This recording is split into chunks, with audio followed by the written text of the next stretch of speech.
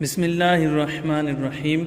السلام علیکم دوستو، ابن ماجہ میں عربۃ البارقی سے مروی ہے کہ نبی کریم صلی اللہ علیہ وسلم نے فرمایا، اونٹ گھر والوں کے لیے باعث عزت اور بکریاں باعث برکت ہوتی ہیں، اور گھوڑوں کی پیشانیوں میں خیر و برکت قیامت تک کے لیے باندھ دی گئی ہے۔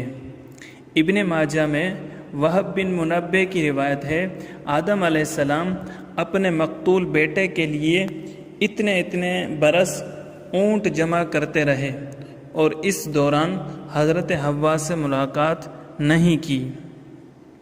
اہل لغت نے لکھا ہے کہ عرب میں اونٹ کو نبات اللیل بھی کہا گیا ہے، نیز مذکر و مؤنث کو جب وہ 9 سالہ یا 4 سالہ ہو جائے تو بعیر کہا جاتا ہے۔ اس کی جمع ابعرتن بعران آتی ہیں۔ بوڑھی اونٹنی کو الشارف کہتے ہیں، اس کی جمع شرفن آتی ہے۔ وہ کوہان اونٹ کو عوامل کہتے ہیں۔ اونٹ بھاری بھرکم فرما بردار ہوتا ہے، لیکن روز بروز دیکھنے سے اس کا عجیب الخلقت ہونا عام نہیں رہا۔ دوستو، اونٹ کی خصوصیات میں سے یہ بھی ہے کہ وہ بڑے جسم والا جانور ہے۔ اونٹ کی خصوصیت ہے کہ وہ بھاری بوجھ اٹھا کر بلا تکلیف پاؤں پر کھڑا ہو جاتا اور بیٹھ جاتا ہے۔ اگر کوئی چوہا اونٹ کی نکیل دبا کر جہاں لے جانا چاہے آسانی سے لے جا سکتا ہے۔ اونٹ فرما برداری سے منہ نہیں موڑتا۔ اونٹ کی پشت اتنی وسیع ہے کہ انسان مع ساز و سامان سواری کر سکتا ہے۔ اسے ایسے لگے گا کہ گویا وہ اپنے گھر میں بیٹھا ہوا ہے۔ ان سب چیزوں کے باوجود اونٹ اس مصنوعی گھر کو لے کر پھرتا رہتا ہے۔ قرآن کریم میں اللہ تعالیٰ کا ارشاد ہے، افلا ینظرون الی الابل کیف خلقت، کیا وہ اونٹ کی طرف نہیں دیکھتے کہ کیسے وہ پیدا کیا گیا ہے۔ اللہ تعالیٰ نے اونٹ کی لمبی گردن اس لیے بنائی ہے تاکہ وہ بوجھ اٹھا کر آسانی سے اٹھ بیٹھ جائے اور بھاری بوجھ اٹھا سکے۔ بعض حکماء سے سوال کیا گیا کہ اونٹ کیا چیز ہے؟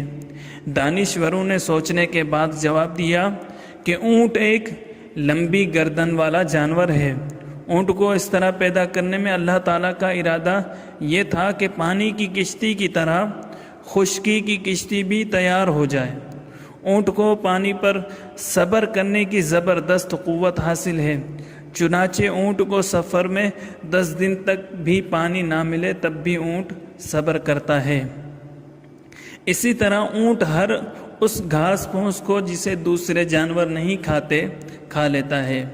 سعید بن جبیر سے مروی ہے، وہ فرماتے ہیں، ایک مرتبہ راستے میں قاضی شرعی سے ملاقات ہو گئی تو میں نے ان سے پوچھا، آپ کہاں جا رہے ہیں؟ انہوں نے جواب دیا کہ کناسہ جا رہا ہوں۔ تو میں نے پوچھا، آپ کناسہ جا کر کیا کریں گے؟ تو فرمانے لگے کہ میں وہاں جا کر اونٹوں کو دیکھوں گا کہ اللہ رب العزت نے ان کو کیسے پیدا کیا ہے۔ اللہ تعالیٰ کا ارشاد ہے، وَعَلَيْهَا وَعَلَى الْفُلْكِ تُحْمَلُونَ، اور ان پر بھی اور کشتی پر بھی لدے لدے سوار ہو کر پھرتے ہیں۔ اللہ تعالیٰ نے اونٹ کی مشابہت کشتی کے ساتھ اس لیے دی کہ اونٹ بھی بظاہر خشکی کی ایک کشتی ہے۔ نبی اکرم صلی اللہ علیہ وسلم نے فرمایا، اونٹ کو برا بھلا نہ کہو، اس لیے کہ وہ خون کا پھایا اور شریف آدمی کے لیے مہر ہے۔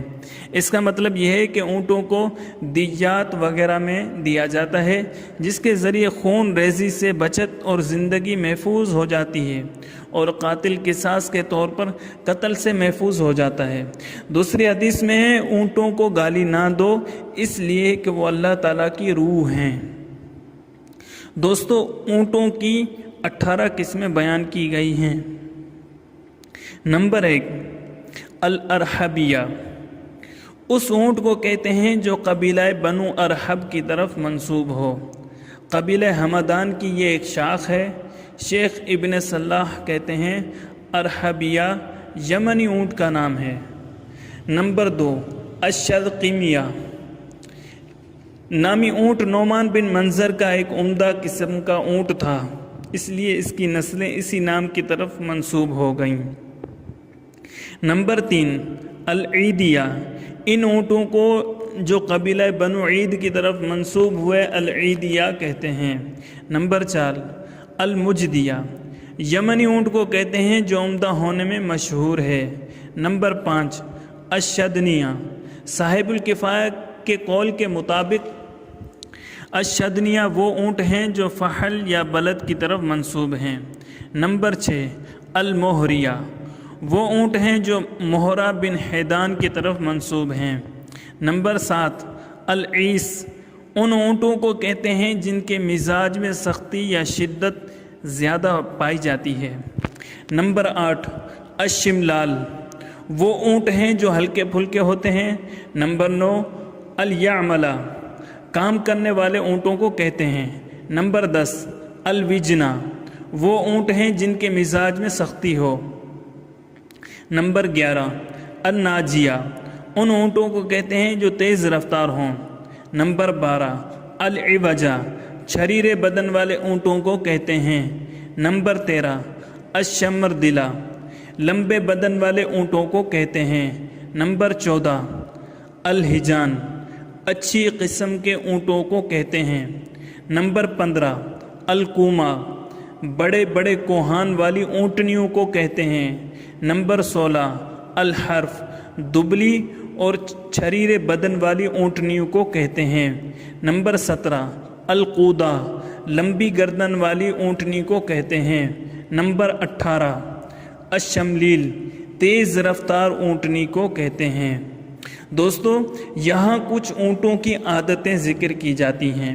نمبر 1 اونٹ سال بھر میں صرف ایک بار جفتی کرتا ہے، لیکن اس کی جفتی دیر پا ہوتی ہے اور وہ اس دوران بار بار انزال کرتا ہے۔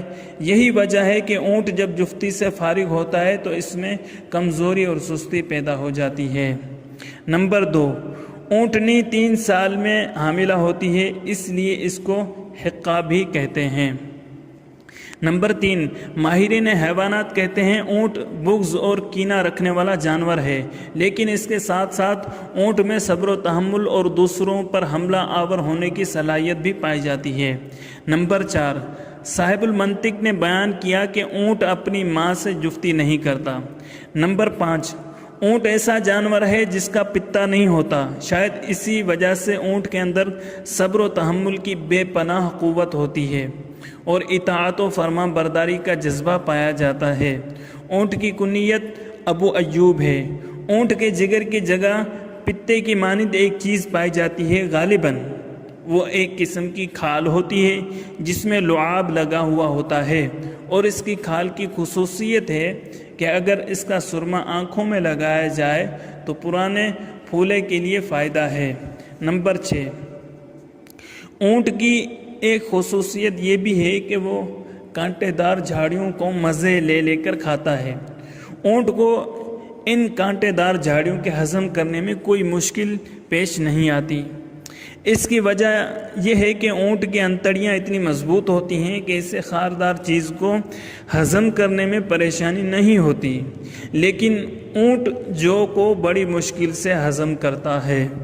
نمبر 7 اونٹ کے متعلق اہل عرب میں حیران کن یہ بات دیکھی گئی ہے کہ جب کوئی اونٹ خارش زدہ ہو جاتا ہے تو دوسرے صحیح و سالم اونٹوں کو بھی داغ دیتے ہیں تاکہ مرض متعدی نہ ہونے پائے اور خارشی اونٹ صحیح ہو جائے۔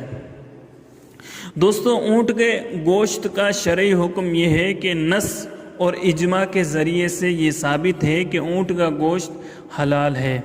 اللہ تعالیٰ کا ارشاد ہے احلت لکم بہیمۃ الانعام، تمہارے لیے مویشی کی قسم کے سب جانور حلال کیے گئے۔ دوستو، اب یہاں پر اونٹوں کی زکوٰۃ بیان کی جاتی ہے۔ 5 اونٹوں میں سال گزرنے پر زکوٰۃ ہوتی ہے۔ 5 اونٹوں کی زکوٰۃ ایک چرنے والی بکری ہے۔ جب 10 اونٹ ہو جائیں تو 2 بکریاں، 15 اونٹوں میں 3 بکریاں، 20 اونٹوں میں 4 بکریاں واجب ہوتی ہیں۔ چنانچہ جب 25 اونٹ ہو جائیں تو ایک بنت مخاض اونٹ کے 1 سال کا بچہ، 36 اونٹوں میں ایک بنت لبون 2 سال کا بچہ، 46 اونٹوں میں ایک حقہ 3 سال کا بچہ، 61 ऊँटों में एक जिज़आ 5 साल का बच्चा, 76 ऊँटों में 2 बिनते लबून, 91 ऊँटों में 2 हुक्के, 121 ऊँटों में 3 बिनते लबून, 3 2 साल के बच्चे। फिर इसके बाद हर 40 ऊँटों के इजाफे पर 1 बिनते लबून 2 साल का बच्चा। फिर इसके बाद ज़कात इस तरह देनी होगी कि हर 40 ऊँटों के इजाफे पर 1 बिनते लबून और 50 ऊँट हो जाने पर 1 हुक्का वाजिब होगा। 1 साल के ऊँट को बिनते मुखाज़, 2 साल के ऊँट को बिनते लबून, 3 साल ऊँट को हुक्का, 4 साल के ऊँट को जिज़आ कहते हैं। जो बकरी ऊँट की ज़कात में दी जाएगी उसकी उम्र 2 साल होनी चाहिए या 1 साला दुम्बा देना होगा। दोस्तों, यहाँ पर ऊँट के कुछ तिब्बी फ़वाइद बयान किए जाते हैं। इमाम इब्न ज़ुबैर वगैरह ने नंबर 1, इमाम इब्न ज़ुबैर वगैरह ने कहा कि ऊँट की निगाह सुहेल सितारे पर पड़ जाए तो वो ख़त्म हो जाता है। नंबर 2, ऊँट 1 साला मेंढा या पहाड़ी मेंढा हो, इन सब का गोश्त रद्दी होता है। नंबर 3, ऊँट के बालों को जलाकर बहते हुए खून पर छिड़क दिया जाए तो खून बहना बंद हो जाता है। नंबर 4, ऊँट की चीचड़ी किसी आशिक की आस्तीन में बांध दी जाए तो इसका इश्क ख़त्म हो जाता है। नंबर 5, ऊँट के पेशाब को नशे में मुब्तला आदमी पी ले तो इसका नशा उसी वक्त उतर जाता है। नंबर 6, ऊँट का गोश्त मर्दाना कुव्वत में इजाफ़ा करता है और इसी तरह जिमा के बाद सुस्ती को दूर करके चुस्ती और ताजगी पैदा करता है। नंबर 7, अगर कोई औरत चाहे बांझ क्यों ना हो, हैज़ से पाक होने के बाद 3 दिन तक ऊँट की पिंडली का मगज़ किसी रुई या ऊन के फाये में रखकर अपनी शर्मगाह में बांधे रहे, फिर इससे जिमा किया जाए तो इसके हमल ठहर जाएगा। दोस्तों, अब हम आपको ख्वाब में ऊँट देखने की ताबीर बताते हैं। ख्वाब की ताबीर का इल्म जानने वालों ने कहा है कि अगर किसी ने ख्वाब में ये देखा कि वो 200 ऊँटों का मालिक हो गया है तो इसकी ताबीर यह होगी कि वो बाइज़्ज़त लोगों का हुक्मरान बनेगा और इसे बहुत सा माल मिलने की उम्मीद रहेगी। इस तरह अगर किसी ने ख्वाब में देखा कि वो बकरियों के रेवड़ का मालिक बन गया है या इसे कोई बकरी या ऊँटनी मिल गई है तो इसकी भी यही ताबीर होगी। उलमाए मुअब्बिरीन ने ये भी कहा है कि अगर किसी ने ख्वाब में देखा कि वो ऊँटों का मालिक बन गया है तो इसकी ताबीर ये होगी कि इसे बेहतरीन सिला और दीन व अकीदे में सलामती नसीब होगी। अगर किसी ने ख्वाब में देखा कि वो अरबी ऊँटों को चरा रहा है तो इसकी ताबीर ये दी जाएगी कि वो अरब कौम का सरदार बनाया जाएगा। अगर किसी ने देखा कि किसी शहर में ऊँट ही ऊँट हैं तो इसकी ताबीर ये होगी कि इस शहर में वबा और जंग का ख़तरा है। इमाम जबली ने फरमाया, अगर किसी ने ख्वाब में देखा कि वो ऊँट का मालिक हो गया है तो इसकी ताबीर ये होगी कि इस शख्स को इज़्ज़त व अज़मत की दौलत नसीब होगी। अर्तामिदुस ने कहा है कि अगर कोई शख्स ख्वाब में ये देखे कि उसने ऊँट का गोश्त खाया है तो इसकी ताबीर ये होगी कि वो बीमार होगा। इमामुल मुअब्बिरीन मोहम्मद बिन सीरीन फरमाते हैं कि ख्वाब में ऊँट का गोश्त खाने में कोई हरज नहीं। दोस्तों, अगर आपको हमारी ये वीडियो पसंद आई है तो लाइक कीजिए, कमेंट कीजिए, अपने दोस्तों के साथ शेयर कीजिए। अगर आपने अभी तक हमारे चैनल को सब्सक्राइब नहीं किया तो चैनल को सब्सक्राइब कर लीजिए ताकि हर आने वाली वीडियो आप तक बआसानी पहुंच सके।